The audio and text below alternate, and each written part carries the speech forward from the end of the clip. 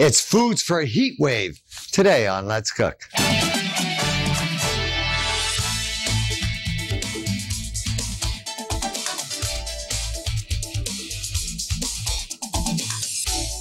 It's so hot, this is doing nothing. Oh, it's not going to do anything for me in our heat wave menu today. For the heat wave menu, you know, you think about the summertime and maybe you're making something, you're going to serve it outside. It's hot outside. So on today's menu, we have a potato salad where we're going to be making a spiced onion relish that not only can you use to make a potato salad, you can use it as a condiment with almost anything in the summer. Then we're doing a Tuna Tartare Napoleon with a sweet soy and wasabi dressing. And then we're going to be doing a butter braised bok choy that definitely has some heat to it. So it's definitely a heat wave today on Let's Cook. We're going to take a little break. And then when we come back, I'm going to show you how to make a delicious spiced up potato salad with onion relish. Don't go anywhere. It's a heat wave today on Let's Cook. We'll be right back. Hi, welcome back to Let's Cook, where now I'm going to show you how to make a really spiced up potato salad with an onion relish. So first thing I'm going to do is I'm just going to heat my pan here, and into this pan, olive oil or safflower oil, doesn't matter, just a little bit. And we're going to just slowly cook some onions here. Now I'm using white onions, but you could use a Spanish onion, household onion, doesn't matter. But when you cut the onion, you're going to cut the onion relatively large. So we'll just cut the onion down right about, oh, just like this. Real nice medium dice on the onion. So let me just do one more here. So we're going to use a little bit of this onion, and we're actually going to sweat this. Now the term, when we talk about sweating something, that means that we're going to cook it in a little bit of fat without really browning it. So I'm just going to start my onions right in the pan here, and making sure that the pan is not too hot so it doesn't really brown up. Next, remember where I said it's spiced here? We have a habanero or a Scotch bonnet. Super hot chili. The seeds are extremely hot. And what I'm going to do with this is I'm actually going to take this. I'm going to leave, I like it very hot. I'm actually only going to use half of this though, because that's how hot it is.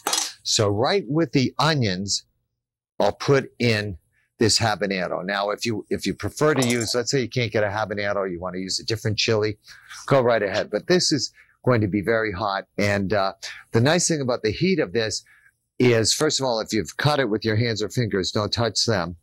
Second thing is it releases its heat and it kind of gets you in the back when you cook it this way. So the other thing that we're going to use for the relish here is I have a little bit of garlic. Now, the garlic I actually want to show in the relish, so we're just going to take the garlic and we're just going to slice it up really nice and thin. Just in nice thin pieces of garlic here that we can just put right into the onions. If you also, here's a trick now, if you don't want anything to brown, what you can do is you can cover it too. So I have my garlic in there. I'm going to add some diced tomatoes to this now too. We'll then season this with a little bit of pepper and a little bit of salt. What we do with our relish now is we take this and you're going to cook this for about a half an hour in this pan at a very low heat with the lid on it. So we cover this, and every once in a while, keeping it not even at a simmer, we're going to keep it at a very low heat and just let it gently sweat where the onions get soft, they get translucent, but they don't get brown. Right over here, I have exactly what's going to happen to it. And we have one in the pan right here, so you can take a look at it and you can see we have no browning of the onions. We have nothing going on here. The tomatoes have gotten soft. They've actually colored the onions a little bit. To this now, I'm going to add some stock. And what we're going to do with the stock is we're just going to add enough stock, chicken stock, to cover our onions. This is where we now allow this just to cook down and simmer down just until the liquid, the chicken stock, is evaporated. That's going to be the relish for my potato salad. Now, to make the salad, and this is, again, you're going to cook your potatoes ahead of time. I have some potatoes right here that I've already cooked, and I'm just going to take the potatoes now, and with the paring knife, just going to cut them up so that they're bite size. I leave the jackets right on the potatoes here. So if they're really small like this, we'll do that. If they're a little larger this way, cut them down this way. Then we just dice up our potatoes, again, with the skins on. Now, the way that you tell if a potato is done and you're cooking a potato is you're going to cook it in salted water. Make sure you wash the potatoes first. Even though the skins are on, you still need to wash the potatoes. And then what we do is we simply cook it in boiling water with salt until when you insert a fork, the fork goes into the middle of the potato and it goes in relatively easy. Then when you pull it out of the water, the potato should actually fall off of the fork. Now, the other thing is, it's a general rule of thumb. If you're going to cook something and then stop the cooking process, which means to shock it, which you normally do if the product grows below the dirt, like a potato, what you do is you shock it just with temperature, which means you just put it in the refrigerator and let it cool down. If you still, however, if you still have the skins on it this way, what you can do is you can very quickly take it, drop it in ice water, then take it out of that ice water right away and put it in the refrigerator. That way it won't bring up the temperature of your refrigerator.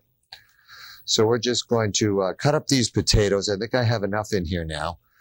And my relish is almost done here. And I'm going to leave a little bit of liquid in that relish because the potatoes are then going to absorb it. So you can serve this hot, room temperature, or cold. Again, there's no mayonnaise, anything of that nature in it.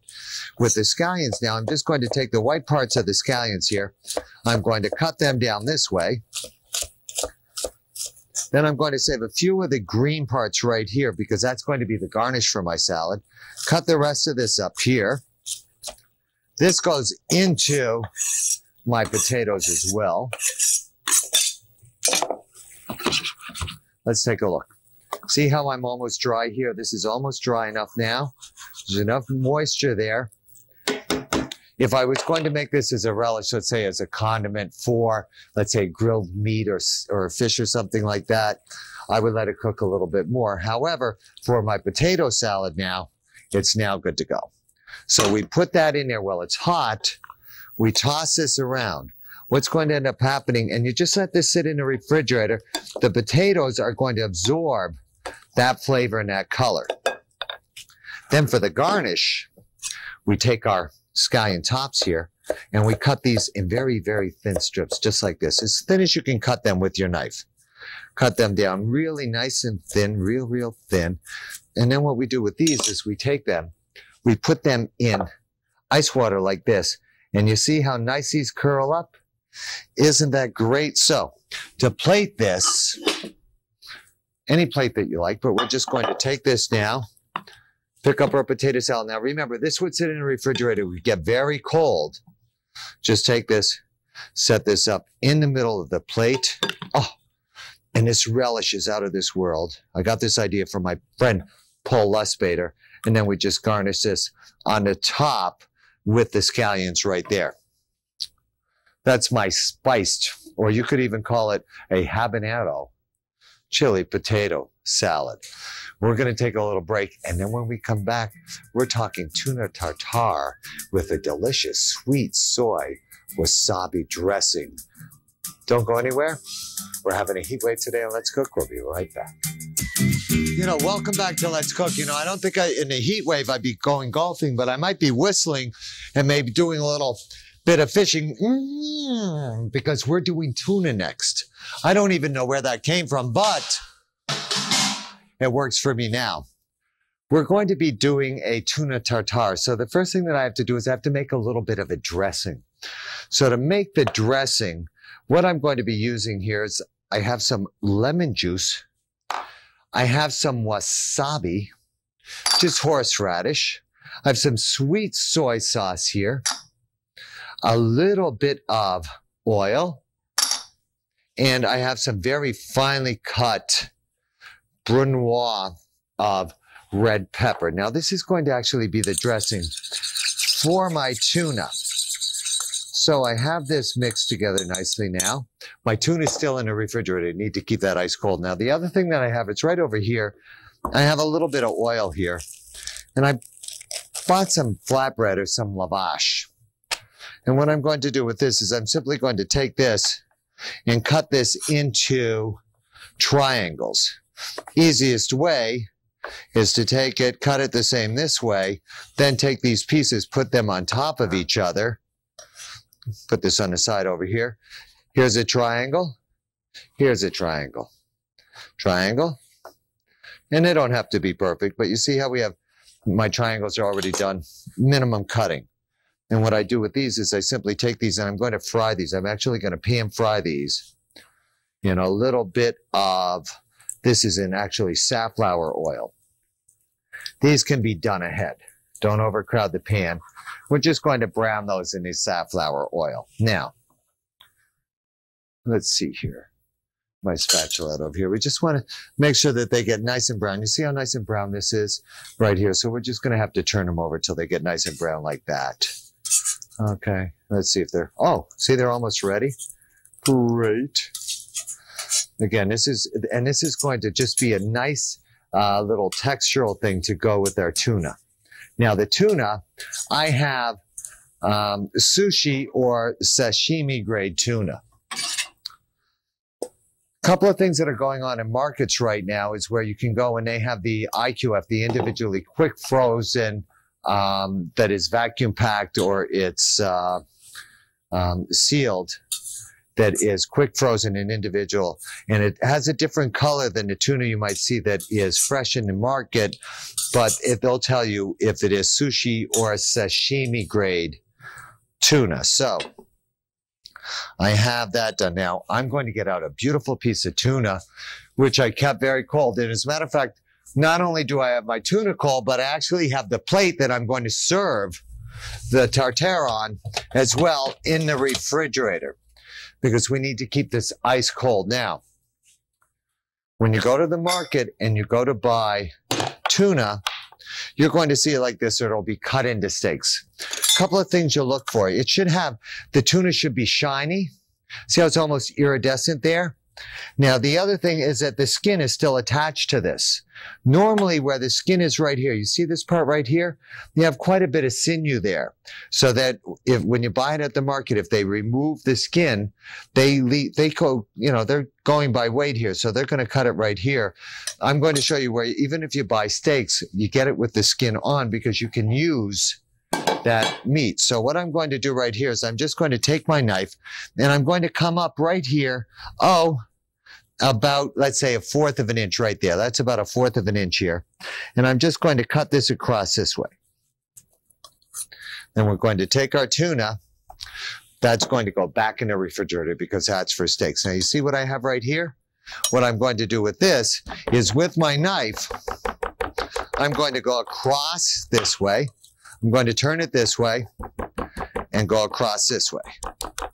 Just going back and forth, because then what ends up happening is, see what I can do? You see how I can just get all that meat out of there and I'm leaving all the sinew behind? Perfect. Now, if you'd like, that's one way of doing it. Now, some people might say, but I like it just diced, Paul, and I don't like it with the sinew. So then what you can do is, if you'd like, just take a nice piece of tuna this way, cut it, or have the person you're buying your fish from cut it down this nice and thin like this. Then you can take this and you can actually just dice it, which a lot of restaurants are doing now, where when they're serving the tuna tartare, they're just dicing it this way. Again, remember, everything needs to be impeccably clean and you need to keep this as cold as possible. Also, do not put ice on it. Do not let water come in touch with it, because if the ice or the water comes in contact with it, it can contaminate it. The best thing to do is when you get your seafood, if they have not wrapped it in freezer paper, wrap it in freezer paper. So I'll put this into my bowl right here. Now, let me just get rid of this here too. Again, remember, we need to keep everything clean. I'm now going to put my tuna back in the refrigerator here, and I'm going to get out my chilled plate. Here's my tuna right here. All I'm going to do right now is take most of my dressing right here in with the tuna. I left a little bit of dressing here because I have these sprouts right here that I'm going to use. These are different types of sprouts. I'm using some, well, they're called spicy sprouts because there's radish, onion, and garlic sprouts in here. I take this, I put this into this right here.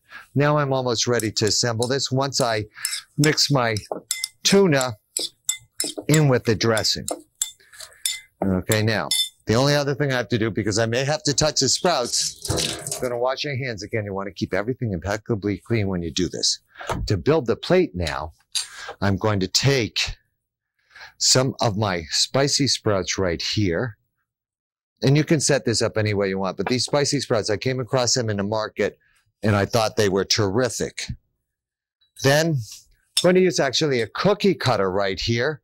I'm going to set this up right here and put my tuna down into this. And then basically I'm going to pack the tuna down in and press it with my spoon to make sure that it's nice and firm. Beautiful. So here's my tuna. And again, remember I had the soy sauce in there, so I really don't need any salt. We just pick that up that way. Then we take our nice lavash bread here, and you just kind of set this up just in the tuna. You don't want to destroy it. You can actually just kind of push it in there till you find a space. Then you can set this up so you have these wonderful pieces of lavash bread to go with your tuna. We're going to take a little break, and then when I come back, we're going to be making a little bit of butter braised bok choy with definitely some heat in it because it's a heat wave today on Let's Cook. We'll be right back. Hi, welcome back to Heat Wave today on Let's Cook. Now, the last item that we're doing for today is it's actually a butter braised baby bok choy. Now, I have this baby bok choy right here. Now, when you buy baby bok choy, there are different varieties, but what you're going to do is you're going to cut this in half so that it stays together. Now, dirt and bugs can be on the inside of this. So what you need to do is you need to take off the end this way, but you leave that little core there so it can stay together when you braise it. Then you take these, you put them in water with a little bit of salt in the water. The reason we have salt in the water is that's going to draw the bugs out. So, and make sure there's no dirt. So you go back and forth and you really wash this well. Now, yeah, because sometimes, you know, the dirt or the bugs can actually be in there. So now all I do is I set these up in a pan. I'm going to put the heat on. Now, this is butter braised, so I don't really have to saute this in the butter, which would normally be a braising process. What I do need to do is I do need to add some butter to this. Then I need to add some chicken stock to this. Season it with some salt and pepper. This is such a simple item to make. Again, remember, you really want to keep things simple. The other thing I need to put in this is I have a poblano chili here. Again, it's heat wave. I'm just going to take a little bit of poblano chili as well. Cut this down this way, and this is not going to be overly hot. Then we'll just take this, we dice this up this way,